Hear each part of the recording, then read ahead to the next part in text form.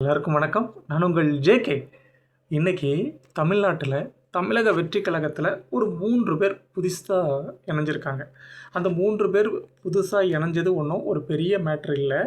ஆனால் அந்த 3 பேர் யார் அப்படிங்கிறது ஒரு பெரிய மேட்ரு. ஏன் அப்படின்னா, அவங்க 2026 சட்டமன்ற தேர்தலில் போட்டியிட்டு, அதாவது அதிமுக சார்பில் போட்டியிட்டு வெற்றி பெற்றவங்க. இப்போது அதிமுக சார்பில் போட்டியிட்ட வெற்றி பெற்ற அந்த எம்எல்ஏ பதவியை ராஜினாமா செஞ்சுட்டு அவங்க இன்றைக்கி தமிழக வெற்றி கழகத்தில் இணைஞ்சிருக்காங்க. அதில் சில மாற்று கருத்துக்களும் இருக்குது. அதாவது தேசிய ஜனநாயக கூட்டணியில் நின்று தான் அவங்க வெற்றி பெற்றாங்க, அவங்களுக்கு அதிமுகவினர் வாக்களிச்சிருப்பாங்க. அந்த கூட்டணியில் இருந்த பாமகவாக இருக்கட்டும், அமமுகவாக இருக்கட்டும், பாஜகவாக இருக்கட்டும், இல்லை மற்ற கட்சிகளாக இருக்கட்டும், எல்லாருமே வாக்களிச்சிருப்பாங்க. ஸோ இது அந்த மக்களுடைய முடிவுக்கும் ஒரு ஜனநாயகத்திற்கும் ஒரு எதிரானது அப்படிங்கிற ஒரு குற்றச்சாட்டு முன்வைக்கப்படுது. அது ஒரு புறம் இருக்கட்டும். இப்போ நாம் எந்த விஷயத்தை பார்க்க போகிறோம் அப்படின்னா, இதில் ஒரு சுவாரஸ்யமான ஒரு விஷயம் நடந்திருக்கு. ஆக்சுவலாக என்ன அப்படின்னா, இந்த எம்எல்ஏக்கள் அதிமுக டு தவாக ட்ராவல் பண்ணுறாங்கல்ல, அந்த ட்ராவல் அதை பற்றின ஒரு கொஸ்டினை திமுகவுடைய அந்த அமைப்பு செயலாளர் ஆர்எஸ் பாரதிட்ட ஒரு கேள்வியை முன்வைக்கிறாங்க.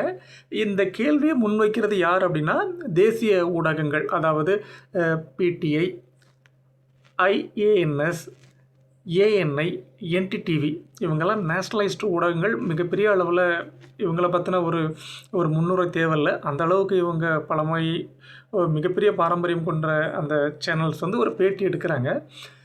அப்போது இதை பற்றின ஒரு கேள்வியை அவங்க கேட்குறாங்க. அதாவது இந்த மாதிரி ஒரு அதிமுகவில் போட்டிட்டு அந்த 3 எம்எல்ஏக்கள் அதிமுகவில் இருந்து பதவி விலகி தமிழக வெற்றி கழகத்தில் இணைஞ்சிருக்காங்களே, அதை பற்றி நீங்கள் என்ன நினைக்கிறீங்க அப்படின்ட்டு அவங்ககிட்ட ஒரு கேள்வியை முன்வைக்கிறாங்க.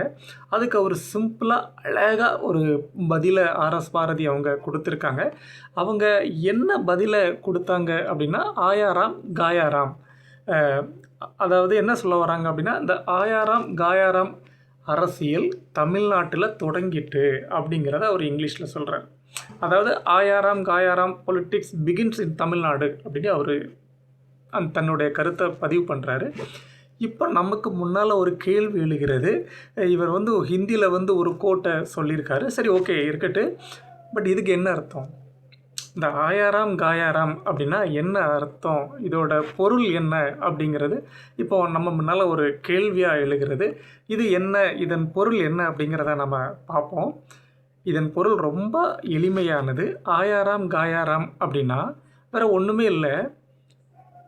எந்த கொள்கையும் இல்லாமல் தன்னுடைய சுய லாபத்துக்காக ஒரு அரசியல் அதிகாரத்தை அடையணும் அப்படிங்கிற ஒரு ஆசையினால் தன்னுடைய முழுக்க ஒரு சுயநலம் மிகுந்த எந்த கொள்கையும் இல்லாத ஒரு செயல்களை தான் இந்த அரசியலில் இந்த கோட்டுக்கு பயன்படுத்துவாங்க.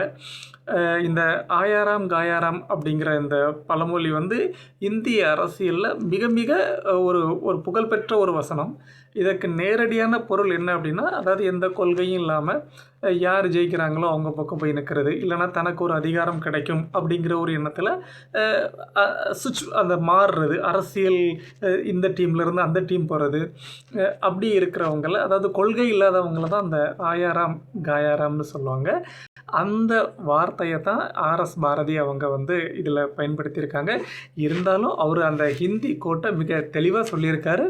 மீண்டும் ஒரு தகவலுடன் நான் உங்களை சந்திக்கிறேன். நன்றி, வணக்கம்.